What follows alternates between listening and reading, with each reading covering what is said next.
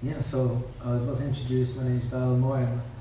Brahmachari, so a monk at the Hare-Krishna Temple, Radha-Krishna Temple in Soho, central London. And I've been serving there on and off for about 7 years.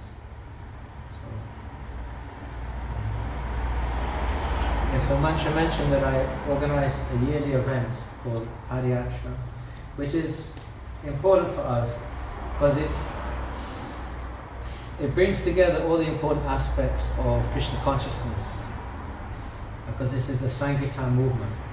So we're different from Hinduism. Krishna consciousness isn't Hinduism, it's a different thing actually. The Sankirtan movement cannot be categorized as religion.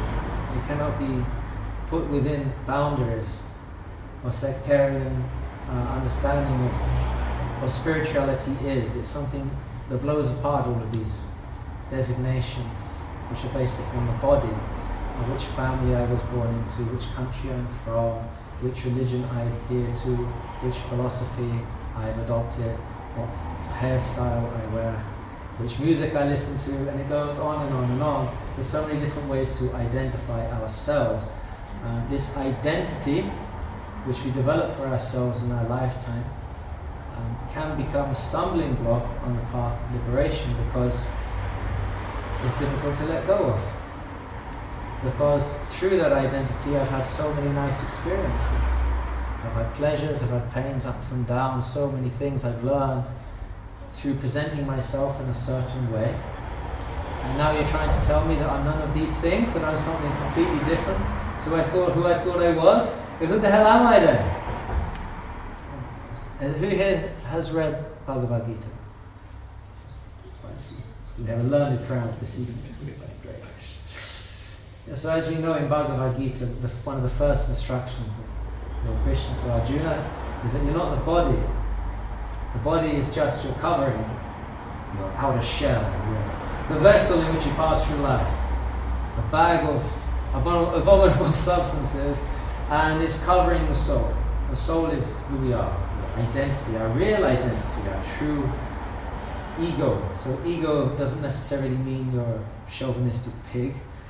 Ego just means identity, and false ego means that you misidentify with something that you're not. So I'm an emo, and therefore I listen to a certain kind of music and I feel very emotional about everything, and I walk around with a face like a slap backside. But my friends think it's cool, so I think it's cool, and so if I do these things, and through that identity I develop a friendship group, a certain way of living, and I become attached to that, and therefore it's difficult for me to let go. When somebody comes along and tells me you're not an emo, how dare you? Who do you think you are to tell me I'm not an emo? I'm as emo as you get. Got the swag, I've got everything going on. No, but we're none of these things. We're none of these identifications. We're not even this body. We're not this mind. So it's a difficult one to digest. So that's why it's a gradual process, a steady process of what we call purification. And the chanting of this mantra is central to that. The chanting of the Hare Krishna mantra. It's written some beautiful poems in this regard. Cheto darpana marshanam bhavamaha tavakni nivarpana shreya keveda chandrika vitaranam vijayavadhu jivanam. So the Sankirtan movement, this verse goes on to say, is the prime benediction for humanity at large. Everybody wants to do good. Everybody wants to be a good person. But sometimes we find ourselves doing things which are not so good and upsetting people we care about. So how did that happen? Why did I say that thing? Why did I do that? How many times we've been through? Why do we keep repeating the same mistakes? Because our hearts are not pure. Even though we may have the best of intentions. The road to hell is paved with good intentions, so good intentions are not enough. We have to know how to live this life, how to apply ourselves in relationships, how to apply ourselves in different situations to get the best and highest result. And we're not just talking about sensual results or monetary results or results which increase my prestige or honor. We're talking about transcendental results, love, spiritual happiness, prema, spiritual divine happiness, divine love. And so that's available to us in the Sankirtan movement. The Sankirtan movement is not bounded by borders or religious boundaries, ethnical boundaries, any kind of boundaries. Because your spiritual life is beyond religion. Religion is like, especially the Western use of the word, the original use of the word was different. It meant something more like yoga, to connect, to link. Where the modern term has become some kind of institutional, all-oppressive, like money-fueled, fiendish kind of horror show, basically. And so nobody's interested in spiritual life because of that. It's just a way to control people, right? So we have these ideas. But actually, that's not what the original use of the word should be. Sanatana Dharma means our eternal occupation, our eternal duty, our eternal nature. Everybody has a nature. Everything has a nature. It's called dharma. So the dharma of sugar is that it's sweet. If you take sweetness away from the sugar, it's no longer sugar, it's something else. So everything has a dharma. So human beings, we also have a nature, a duty to perform in this life. And by utilizing our inherent good qualities in the right way, for the right reason, we can actually be satisfied, happy, fulfilled, and ultimately achieve perfection. So it's a great science. So how do we attract people to take this seriously? Because in these days of weapons of mass distraction, it's very difficult to pry people away from their screens. Oh, I just got a message. It's very difficult. People are very distracted these days. They can't even sleep at night. They have to take tablets because they're so disturbed, so nervous. And the dog sleeps very soundly in the middle of the road. If you go to India, you see dogs sleeping everywhere. They don't mind if you step on them. They're fast asleep. The human beings, we're so confused by the complexity of the lives we've created for ourselves, we can't even get a good night's sleep. So what kind of civilization is this where people are lonelier than they've ever been? There's more people on antidepressants and seeing psychologists than ever before. 25% of university students are seeing professional psychologists. The government are really worried about this because it's getting more and more each year. Why is it happening? They don't know.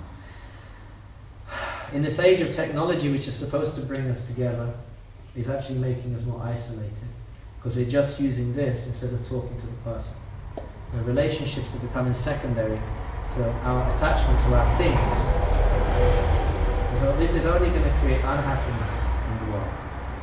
And that's why in the Western countries, although we have the most wealth and technology, we're so advanced in many ways, we also have the highest suicide rates, the highest dependency rates, the highest rates of self-harming, and so many child abuse, so many terrible things going on. So there's something going wrong here. In our march for progress, we've left something very important behind. And so Srila Prabhupada has come to the West and given us that thing which we've forgotten. That process of pure devotional service. Recognizing what this is all for. Adding what's missing, adding the one in front of the line of zeros to give some value to anything that we do. And in this way, one can achieve happiness, real happiness, not fleeting happiness. So I'm very much a proponent of taking the overflow out into the streets and giving it to the people who are missing it, who have lost it, who need it very badly. We can feed the poor and we can help the needy and educate the children, and all these are very, very good things. But to actually satisfy someone's heart is a much higher humanitarian work. To help them understand who they are and what the aim of their life is a much higher service to humanity. And so because we really believe in that, we're willing to go out, and sometimes people laugh at us, They used to throw things at us, but they don't do that anymore. So we don't mind because everybody's benefiting. Nobody's being damaged by the message we have. We're trying to bring them closer to something very pure and very wholesome, very progressive. So the Sankirtan movement can be performed or shared in different ways, and one of those ways is called the Padayatra. So I call this the pilgrimage for peace, because Krishna consciousness is the real peace formula. Because real peace can only come when you actually become peaceful people ourselves. You can't enforce peace upon people. So, like for example, Iraq, they're chemically attacking their own civilians, so we'll go in there and we'll create democracy and make peace in those countries. Did it work? No. It was a lie anyway. But the point is, you can't make peace like that. It doesn't work. You can't go in there and just make peace. The individual people have to know what peacefulness is, and the science, the art of becoming peaceful people individually, and then that peace can spread out, propagate, and percolate within society. So there have to be some peaceful people in society. It's not that everybody has to become a monk. It doesn't mean that at all. But there should be some representatives of that peaceful practice. So there's at least some example in society that there is an alternative. And Padayatra is a great way to show people that there is an alternative. A simple way of life, in harmony with nature, in harmony with our own selves. It doesn't cost anything. And anybody can join in, regardless of who you are, what background you come from. It doesn't matter. So this all started over 500 years ago with Lord Chaitanya, because he established the first Sankirtan. I just wanted to read a bit about that from Chaitanya Charitamrita, which is a great book which we have, which explains the history of Lord Chaitanya's activities and pastimes while he was here with us on this planet 550 odd years ago. So Lord Chaitanya went on tour in South India, and what he was doing is basically what we do when we're on Padayatra. So it's useful to have this as a reference in case any of you want to come. I don't know. So let's see. And so I'm starting in the middle of the chapter.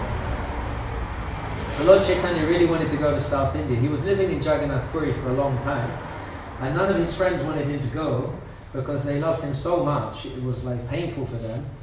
It was heartbreaking. They couldn't tolerate the thought of him leaving and going traveling. What if he didn't come back? I also went traveling. I didn't have quite the same longing or crying for my friends and parents when I left, and I didn't really care about them either. But you see, that's where the difference is, because we grew up in a society where there's no love, there's no real love between even family members. It's like everything in culture has been lost completely, and it really needs to be re-established because people are suffering because of this. There's no shelter in this world, there's no safe place in it. So anyway, Lord Chaitanya, he had very, very amazing relationships because he was a perfect person. And so nobody wanted him to leave. But finally he left. And all the devotees followed Sri Chaitanya Mahaprabhu to a place known as Alanath, where they all offered respects and various prayers. In great ecstasy, Sri Chaitanya Mahaprabhu danced and chanted for some time. Indeed, all the neighbors came to see him. All around Sri Chaitanya Mahaprabhu, he is also known as Gaurahari.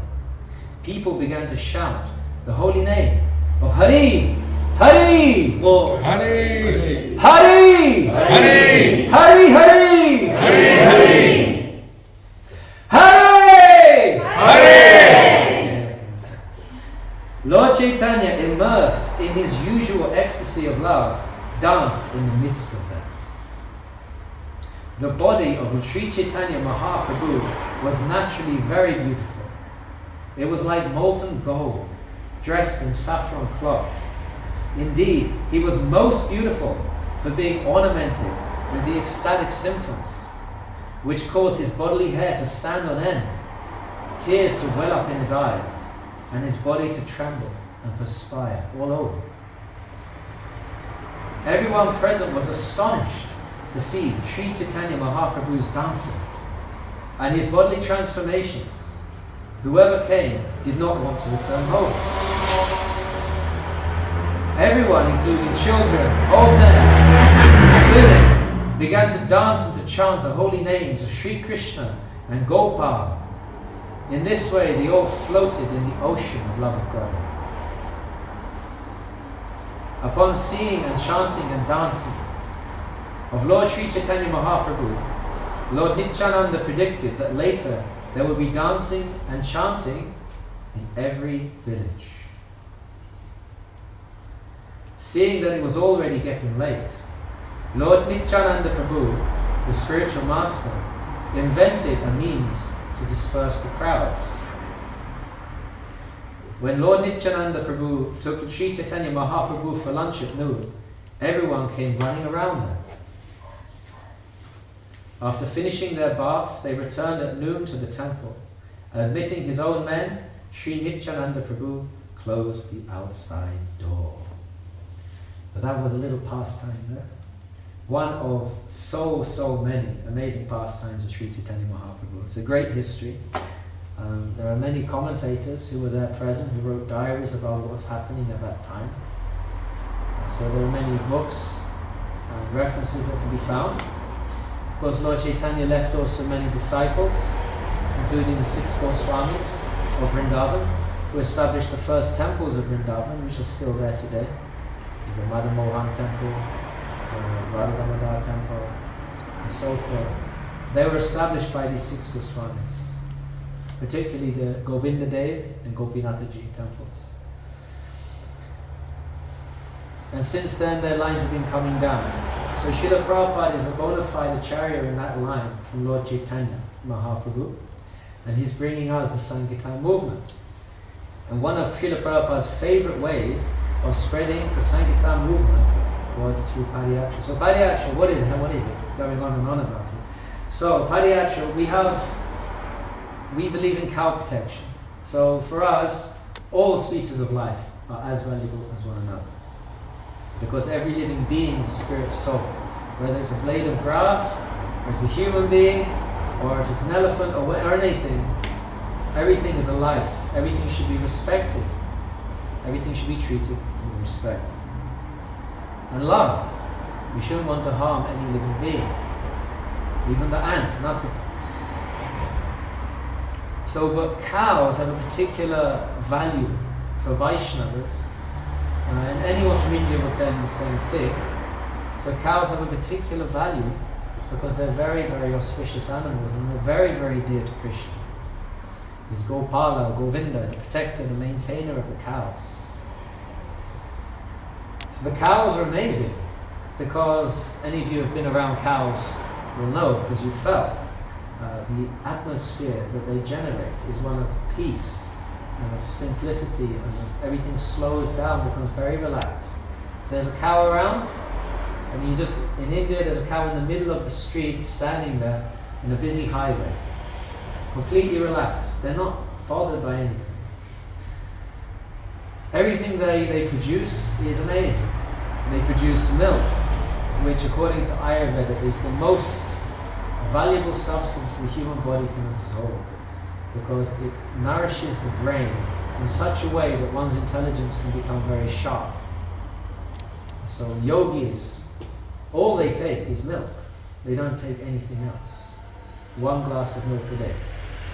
It's enough. You can live on just milk.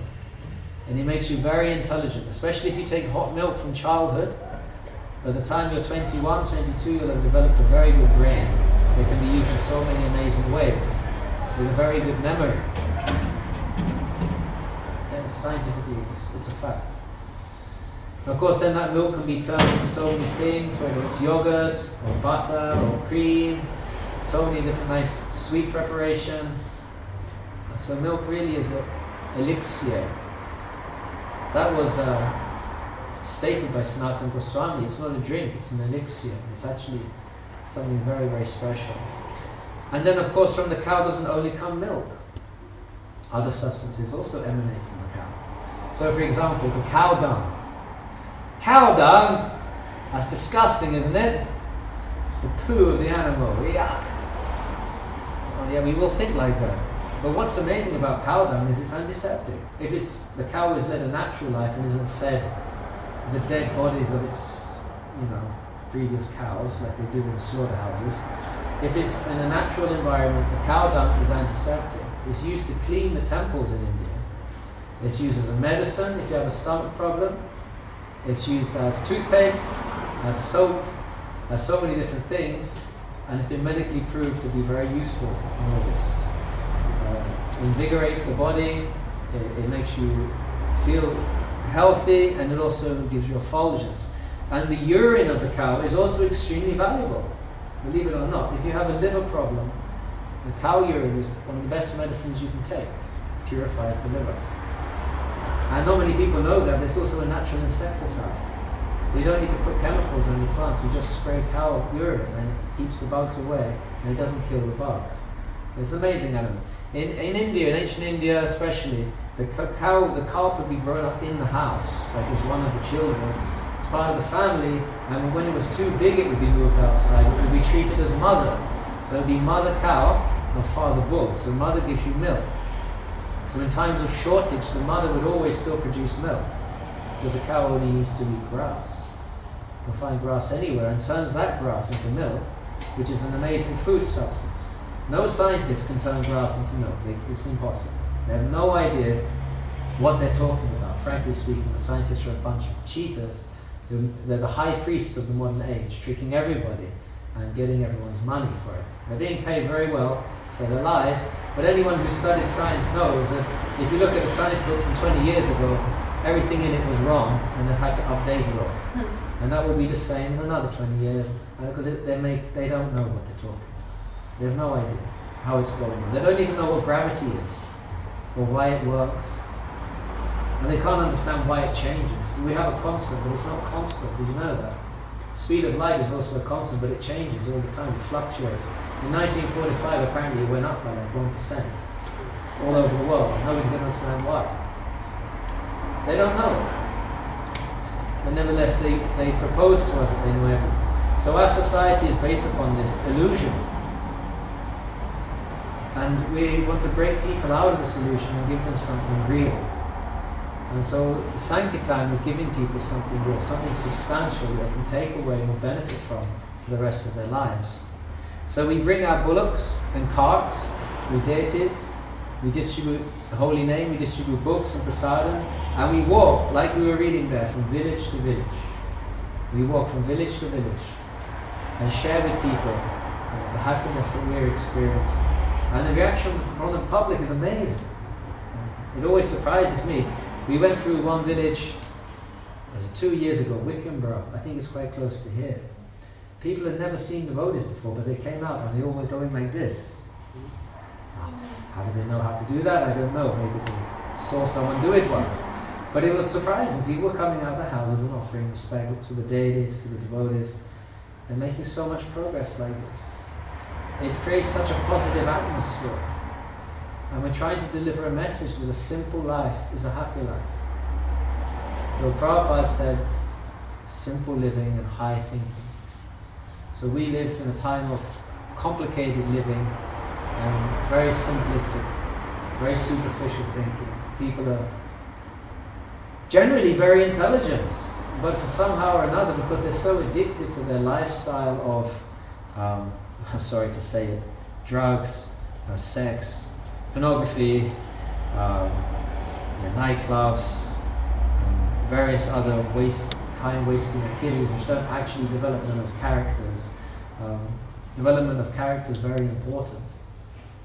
Many men grow up now and they're still like little boys inside, very irresponsible, very disrespectful. They don't know how to behave themselves in the company of others. People need to be trained in these things. But our society is not training us how to become gentlemen, how to become cultured men and women. It's training us how to become animals, frankly. To just do whatever you feel like doing. Live for the moment. Just do it. Just whatever you do, just like an animal. You smell something nice, go there. See something beautiful, go there. Try to do something with it. So, this is animal life. Human life is supposed to be a life of principles, a life of values. We're living for something higher. The human being has a capacity to reason and think about very esoteric subject matters. Has a concept of duty, of what is right and what is wrong. We understand that if the red light is showing, we shouldn't drive. If the green man is there, we can walk across the road. The dog doesn't know. The dog will just run across the road as he sees fit. You're not going to punish the dog because he doesn't know any better. But the human knows better. Human should know better. So in a similar way, human should know better in many other things. Higher duties, higher purpose. What the value of life is. Proper interaction. Proper respect. Because without respect there cannot be any love. Respect is the beginning of development of love. If people don't respect each other, definitely they don't love them. It's just not going to happen. So Krishna consciousness trains us how to develop these good qualities. And by trying to be an example, of course we don't consider ourselves very advanced in the science, definitely not, but trying our best to become good examples. To help others also benefit from this process that we're finding so much help in our own lives. So this event, we're walking this year, we do this every year for the last 4 years. It was going on regularly 30 years ago, but it stopped. So now we're starting it again. In previous time, this great soul Parashuram, he walked from Dublin to St. Petersburg. No, right across Europe. I think he even did an excursion through North Africa as well, or something like that. So you can do anything with a bullock and cart. I've met people that have walked from Amsterdam to Lhasa. I've met people that have done amazing things. So Padayatra can go on forever. You're just walking, and you live on the mercy of the Lord. If you run out of food, you knock on someone's door and beg, can I have some grains? Can I have some bread, some fruit? And in return, please take this holy name, take this book, give them some spiritual benefit. People are generally happy to give. For example, in Vrindavan in India, we for 1 month walked from village to village with bullock cart, and our sustenance was literally whatever the villagers were willing to give us. And people are so nice because they see you're trying to do something good, and they want to reciprocate. And that exchange of affection is very, very human, it's very natural. And so we should try to invoke those loving exchanges between individuals. We should try to create situations where those exchanges can be manifest, where they can happen. Modern living gives very little room for loving exchanges. Everyone's in such a rush, especially in London. They're in such a rush, they don't have time to talk. Sorry sir, I'm too busy, don't have time. Don't have time, too busy. Gotta make money, gotta get home, my favourite TV program's on, gotta go out with my mates, forget down the pub, forget about the miseries of my life by drinking them away. And of course, that only lasted the next morning, and you have a splitting headache with an empty wallet. Your girlfriend doesn't talk to you anymore, you can't remember why. So it wasn't really a good night out. Well, I don't know what else to do, so I'm going to go and do the same thing next week. That's what everyone does. What else is there? You're a geek, you're a nerd, you're a freak. And you conform, at least to some degree, to what everyone else is doing, so you fit in, so we can have relationships. But if the relationships don't have any depth to them, there's no substance, then what's the point? So Krishna consciousness approaches it from a different direction. Relationship is the most important thing. And the culture of Krishna consciousness is there to facilitate those loving exchanges. So prasadam is a very important part of that. So we eat together, and we also cook for one another and serve each other. Prasadam. This is a way to engage in loving exchanges. And if you've ever been very hungry and someone's come along and fed you very nicely without charge, you will remember how you felt, right? And you feel affection for that person. So it's only natural to want to reciprocate. So they also, you want to reciprocate a loving exchange, right? So Krishna consciousness is about getting into a mood of reciprocating. by opening one's mind, revealing one's mind in confidence to someone you trust. And that's another problem. Who do you trust? In the modern age, whatever you say can be plastered all over Facebook, within minutes. So who do you confide in? Well, you should be able to confide in someone and also inquire from them. How would they deal with this situation? Can you please help me? Revealing one's mind in confidence and inquiring confidentially. And then we like to offer gifts and accept gifts. Accepting gifts is just as important as being able to offer gifts. Being able to, the art of accepting a loving gift from somebody. So we have to develop these qualities. So Padayatra is amazing because during the Padayatra you can exercise all of these different loving exchanges.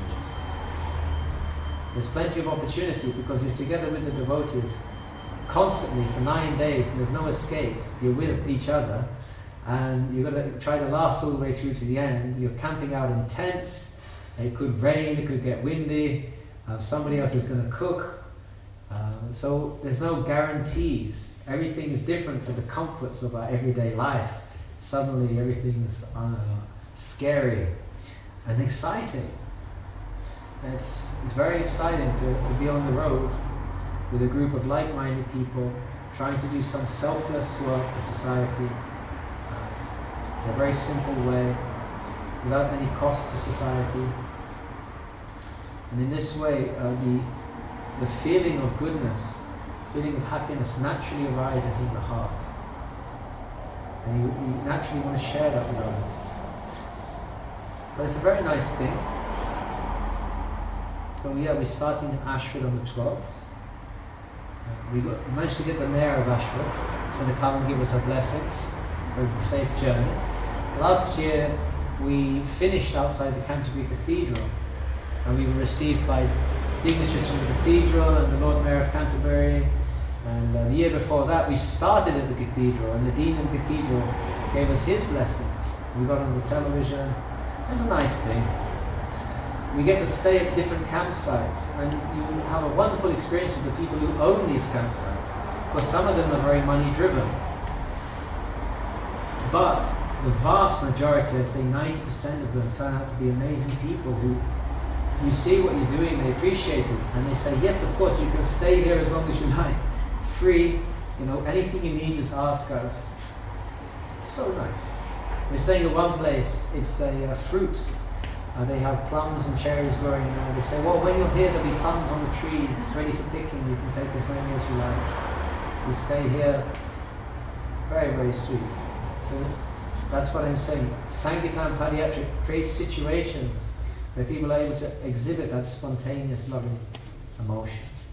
Everybody needs to feel that, experience that. We need to create more situations when that can happen. So Krishna consciousness is about that. Sankirtan specifically is all about that. Giving people something positive so that they can express that love and affection. Because that love and affection ultimately is meant for the Supreme Personality of Godhead Krishna, because he's where love and affection resides. But we need to practice. We need to practice on the devotees. Actually, Krishna says he prefers service to his devotees more than service to himself. And his devotees are so dear to him. So by serving the devotees, by learning to love and appreciate the devotees, it's something very, very special.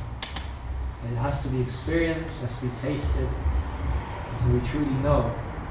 But be careful, because once you've had a taste, it's difficult to go back. You may try to go back to the material world and endeavor, with great difficulty, to be happy again the way you experienced it before. But it will never be the same. It will never be the same again, because you've had a higher taste for something real. So the Sankirtan movement is being represented here by Mantra Chaitanya in Canterbury and in Margate. We're very happy to see it's having some success. I like coming here, spending time with him and his wife, Mukhi, honoring prasadam.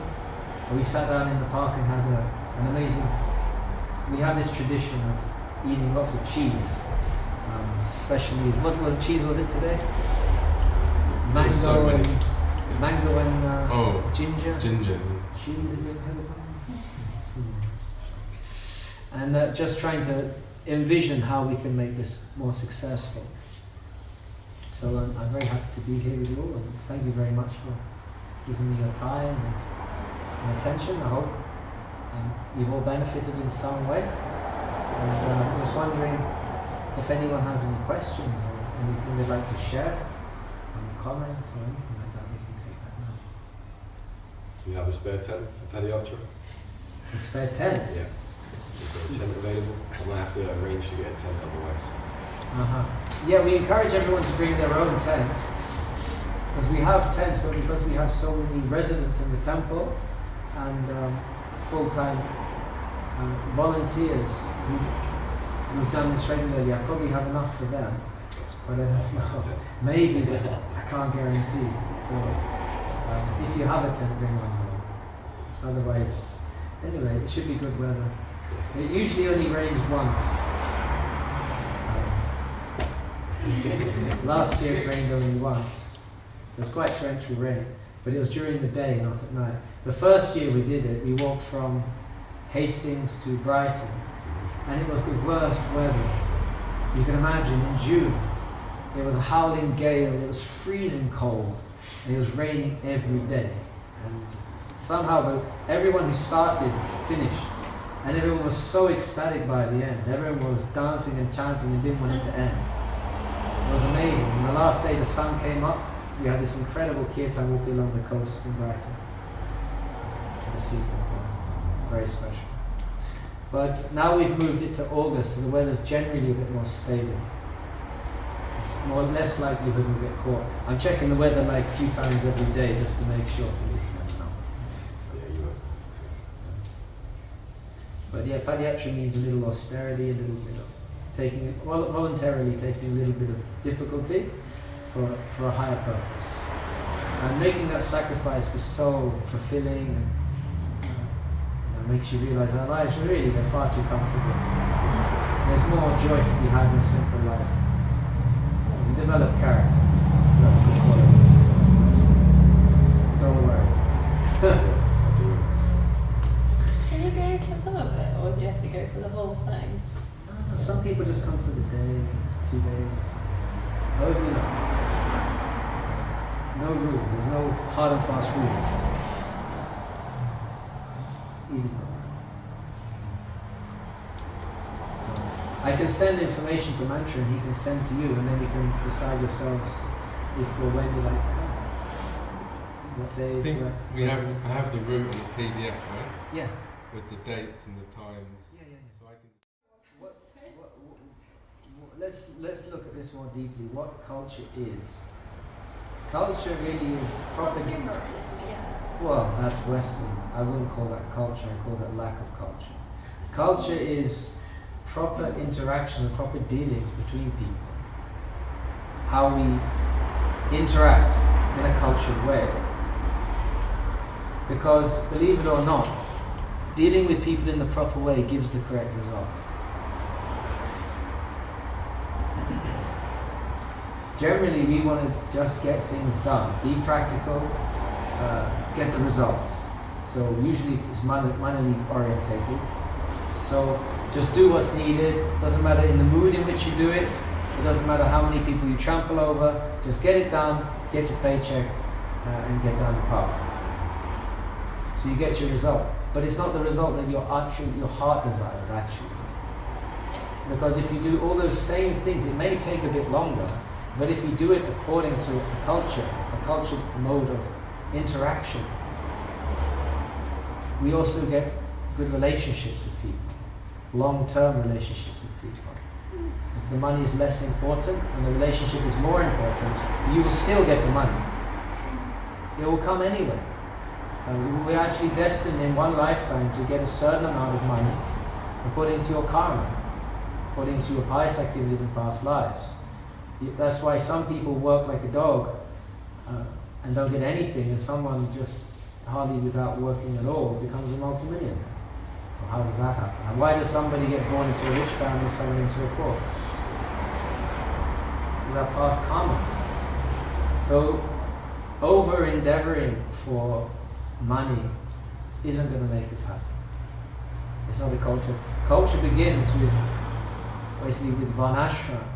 Culture begins with proper dealings between individuals. So that means being able to identify the quality of the person you're dealing with and dealing with them appropriately according to the time, the place, and the situation. Because for us that may seem quite complex because we're not trained how to do that. But we should try and we can start to learn how to do that. Actually everything will fall into place. Human civilization needs culture needs to cultivate, to nourish. Modern civilization, which is all about money, sex, drugs and rock and roll, it doesn't actually nourish the heart of the person. We don't want to be washed out. No. I used to go to a lot of raves and festivals and stuff, and you see, like 60, 70-year-old guys still trying to keep it real, And although, it's kind of cool in one way, but I was always, am I going to end up like one of those guys? There's higher things to live for than just the immediate gratification of the senses. If we don't take on a higher purpose, a higher culture, then we'll always just adopt whatever culture we're born into. We'll be satisfied with that. But it's not working. People aren't happy in modern society. It's not work. So we should try. Does that make some sense? Yes. What I understood, every particular situation is particular situation. Is no one answer for particular situation.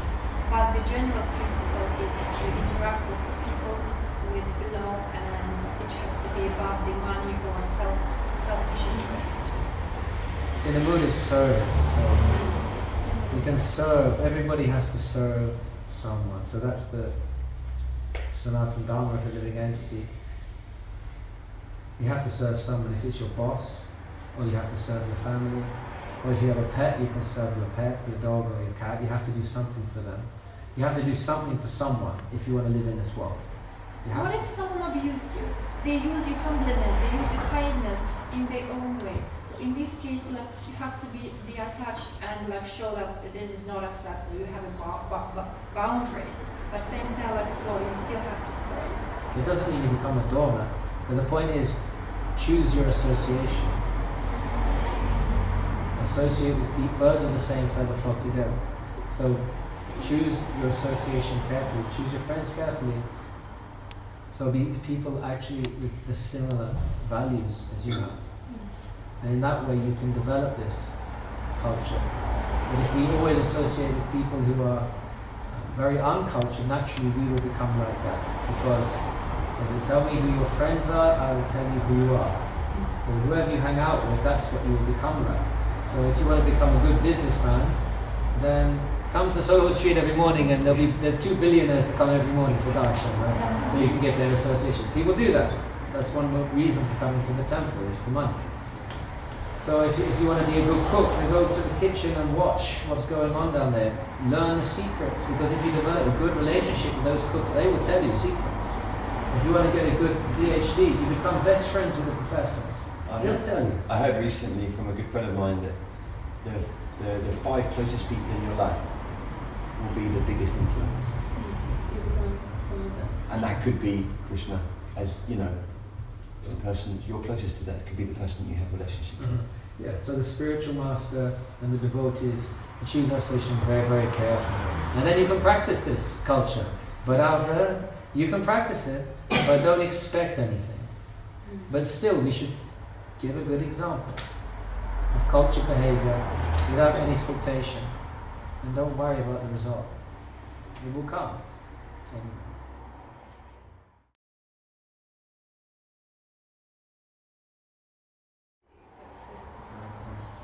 Yeah, it's very admirable that you're trying to make your life as simple as possible. That's great.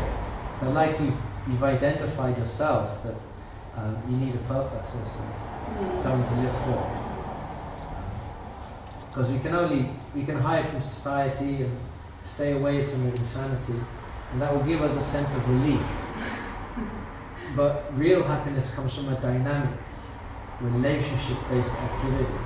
So we need to have something to live for. So the only way you're going to be fully satisfied is to have a very strong spiritual. At the center of your life should be a spiritual life, spiritual practice, and you have a higher purpose to live for. And in that way, everything becomes complete. Because then you're not only doing something, but you're doing the highest work that's available. Because this is what is missing in society. Is what people have vacant hearts, they have smiling faces and crying hearts. And you look in their eyes, they're not actually happy, but they smile and say, oh thank you, nice to meet you. But they're not happy people. You just need to find a little bit about their lives. And horror stories. Everyone's got some horror story, at least one. Like severe horror story that they've had to live through. Life is like that. So we need to help people. People need help. So how are you going to help them? And give them something that will last, that will satisfy them, that will purify them, that will make them happy. Give them a reason, a purpose, beyond just the mundane. Something real, substantial. So you can make your life full of purpose, and then you won't feel like that anymore. You'll feel that you're doing great work. Even if you haven't got anything, you'll feel like you have everything.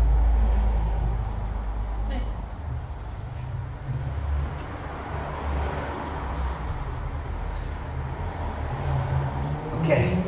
You have a question? I didn't actually have a question. I just had one thing I thought about Padayatra that was nice. I heard one talk that was given by Radha-Krishna Temple, and he was saying that he was talking about death. Actually, he was saying it's like very painful, like difficult experience when you die. And he said like at the time of death, your whole life like flashes before your eyes like a movie reel, like a show reel. And then he said whatever you're most attached to, you kind of pick out that scene, and it's hard to let go of that. And then whatever you meditate on when you're dying is what you get in your next life. So he was talking like that. So he was saying you have to be really careful what you do with your time, because that's the kind of show reel you're going to have to watch at the end. And it just made me think of Padayatra. So I thought, I think I've done 2 of the Padayatras. I think 2, yeah. And within like 7 days, there's like 1,000 things that I think will probably jump out at the time of death as being like the best things I've ever done. Literally, I can think like, wow, just those Padayatras will probably save me, like at the end of my life. And I heard him saying that in the class, and I for a moment I almost panicked, like, oh my god, I've wasted my life. And then I thought of Padayatra, and I was like, oh no, I'm saved, it's like, I'm totally, because it's hard to explain it without sounding like you're just making it up. But so many things happen, isn't it? From like the moment you get up to the moment you go to sleep at night, every day is just ram-packed full of ridiculous things that are just brilliant. Yeah. That would happen though if you've got a group of people wandering to different places together. The amount of like combos of any, Yeah. it's just, whereas if we're just like waking up in the same place, going to the same job with the same people around, we're not going to have so much diversity. Yeah. There's so much less spontaneity and possibility. Yeah. And the other thing is that you end up having made 50 new friends. Because when you serve together, when you do like some spiritual activity together, you really make deep friendships doing this service, So you end up, if I go to the temple now, I see people that we did Padayatra with, and I'm like, oh, you got this thing, like, oh, we did Padayatra, Anyway, I just thought I'd say that was on my mind. Very nice, yeah, thank you. At the time of death, I think it will save us if we do it. I'm sure. Because it leaves such a strong impression. When you think about it, when you have memories, it's usually like a moment, or the way someone says something, or a movement or something. It's again and again, you experience the same thing. So like Padayatra gives you, like you're saying, so many instances of, it's like a deep impression goes in your mind. It's called a samskar. So it's like literally an impression. And so those positive impressions, we've had so many negative impressions. We've done so many bad things. So we need to now provide our minds with some very positive experiences. So in times of trouble, like the moment of death, which is the moment of the greatest fear for most people, those good experiences come to our minds. And therefore, the soul is carried to a higher place rather than a lower. Nice.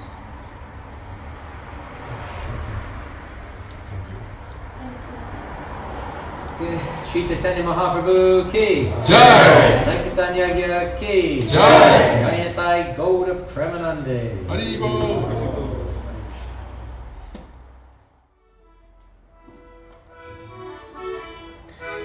Hare Krishna, Hare Krishna, Krishna Krishna, Hare Hare, Hare Rama,